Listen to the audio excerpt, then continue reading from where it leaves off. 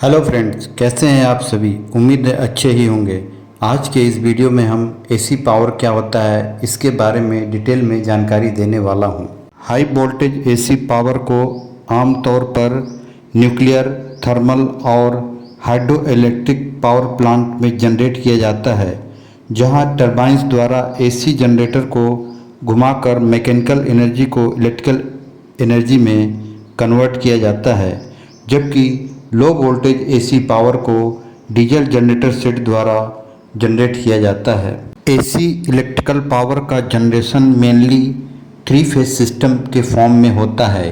ये तीनों फेज आपस में 120 डिग्री फेज डिफरेंस से जनरेट होते हैं। एसी सर्किट में इलेक्ट्रॉन्स का फ्लो समय समय पर अपनी दिशा बदलते रहते हैं। यह फर्स्ट हाफ साइकिल में 0 डिग्री से स्टार्ट होकर 90 डिग्री मैक्सिमम वैल्यू पर पहुंचकर फिर घटकर 180 डिग्री पर ज़ीरो हो जाते हैं। इसके अपोजिट डायरेक्शन में यह 180 डिग्री जीरो से स्टार्ट होकर 270 डिग्री मैक्सिमम वैल्यू पर पहुंचकर अपनी ओरिजिनल वैल्यू 360 डिग्री पर जीरो पे आ जाते हैं। इन दो लगातार पॉजिटिव और नेगेटिव हाफ साइकिल को कंप्लीट साइकिल कहा जाता है।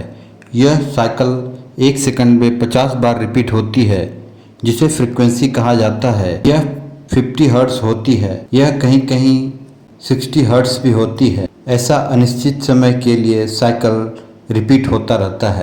दूसरे फेज की जीरो वैल्यू 120 डिग्री से शुरू होती है, जो हमेशा पहले फेज के 120 डिग्री के बाद में शुरू होती है। और तीसरे फेज की जीरो वैल्यू 240 से शुरू होती है, जो दूसरे फेज के 120 डिग्री के बाद होती है। इस तरह से दूसरा फेज पहले फेज से 120 डिग्री और तीसरा फेज दूसरे फेज से 120 डिग्री अलग अलग होके जनरेट होते हैं। कहने का मतलब यह है, इन तीनों फेज का आपस में फेज डिफरेंस 120 डिग्री का होता है, जो एक दूसरे को आपस में अलग अलग रखता है। जनरेशन मेनली 3 फेज सिस्टम में 3 फेज 4 वायर स्टार कॉन्फ़िगरेशन और 3 फेज 3 वायर डेल्टा कॉन्फ़िगरेशन में होता है। स्टार 3 फेज सिस्टम में सिमिलर कॉइल के सिरों को एक साथ जोड़ते हैं, चाहे वो कॉइल की स्टार्टिंग सिरा हो या फिनिशिंग सिरा हो। कॉमन पॉइंट को न्यूट्रल या स्टार पॉइंट कहते हैं। स्टार पावर सिस्टम में किन्हीं भी 2 फेज के बीच का वोल्टेज लाइन वोल्टेज कहलाता है, जबकि किसी एक फेज और न्यूट्रल के बीच का वोल्टेज फेज वोल्टेज होता है। स्टार कनेक्शन में फेज में फ्लो होने वाला करंट लाइन करंट के बराबर होता है, जबकि line voltage √3 times phase voltage के बराबर होता है। डेल्टा 3 फेज सिस्टम में पहले कॉइल के स्टार्टिंग सिरे को दूसरे कॉइल की फिनिशिंग सिरे और दूसरे कॉइल की स्टार्टिंग सिरे को तीसरे कॉइल के फिनिशिंग सिरे के साथ जोड़कर क्लोज लूप बना दिया जाता है। यह एक मैश कनेक्शन होता है, जिससे लाइन वोल्टेज और फेज वोल्टेज की वैल्यू बराबर होती है और फेज करंट लाइन करंट के √3 टाइम्स ज़्यादा होता है। जिस रेट से इलेक्ट्रिकल एनर्जी किसी इलेक्ट्रिकल सर्किट में कंज्यूम या ट्रांसफ़र होती है, उसे इलेक्ट्रिकल पावर कहते हैं, या जिस रेट से वर्क किया जाता है पावर कहलाता है।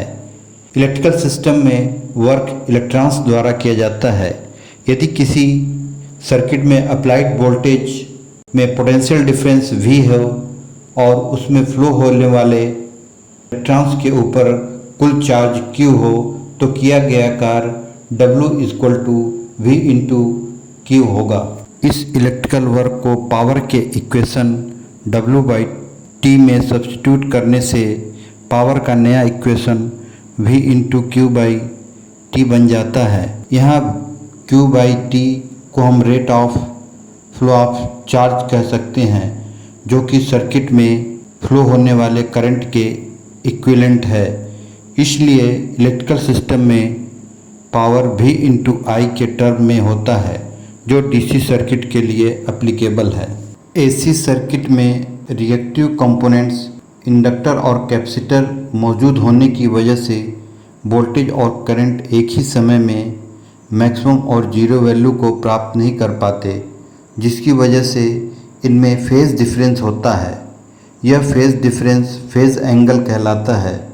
वोल्टेज और करंट के बीच का यह फेज़ एंगल को पावर फैक्टर कहते हैं, जो यह दर्शाता है कि कितना इफेक्टिवली सर्किट में पावर का फ्लो हो रहा है। इसकी वैल्यू 0 से 1 के बीच में होती है। यदि किसी सिस्टम का पावर फैक्टर 0.9 है तो कहने का मतलब यह है उस सर्किट की एफिशिएंसी 90% है, जिसमें रियल पावर 90% फ्लो हो रहा है और रिएक्टिव पावर 10% मौजूद है। क्योंकि एसी सर्किट में रेजिस्टेंस के अलावा रिएक्टिव कंपोनेंट्स इंडक्टर और कैपेसिटर मौजूद होते रहते हैं। एसी रेजिस्टिव सर्किट में वोल्टेज और करंट के बीच में कोई फेज़ डिफरेंस नहीं होता, जबकि कैपेसिटिव एसी सर्किट में करंट वोल्टेज के 90 डिग्री लीड करता है और इंडक्टिव सर्किट में वोल्टेज करंट के 90 डिग्री लैग करता है। किसी भी एसी सर्किट में 3 तरह के पावर मौजूद होते हैं: एक्टिव पावर, रिएक्टिव पावर और एपरेंट पावर। एक्टिव पावर या यूज़फुल पावर जो एक्चुअली किसी एसी सर्किट में लोड द्वारा कंज्यूम होता है, यह एक कंप्लीट साइकिल में एवरेज पावर के बराबर होता है, जिसकी यूनिट वाट या किलोवाट होती है। रिएक्टिव या यूजलेस पावर, यह पावर एसी सर्किट में रिएक्टिव कंपोनेंट्स इंडक्टर और कैपेसिटर की वजह से होता है, जिसके द्वारा कोई यूज़फुल वर्क नहीं किया जाता, लेकिन 3 फेज़ बैलेंस सिस्टम में मैग्नेटिक फ्लक्स को मेंटेन करने के लिए ज़रूरी होता है। तीसरा पावर एपरेंट पावर, यह एसी सर्किट में टोटल पावर होता है जो एक्टिव पावर और रिएक्टिव पावर का वेक्टर सम होता है, जिसे केवीए या वोल्ट एम्पियर में मेज़र किया जाता है। जैसा कि हम पावर ट्रायंगल में देख सकते हैं, इसके अनुसार पावर फैक्टर रियल पावर और एपरेंट या टोटल पावर का रेशियो होता है। पावर ट्रायंगल में base active power kilowatt, hypotenuse apparent power KVA और परपेंडिकुलर रिएक्टिव पावर केवीआर द्वारा रिप्रेजेंट किए जाते हैं। पावर फैक्टर को इम्प्रूव करने के लिए हमें रिएक्टिव पावर को कम करना होता है।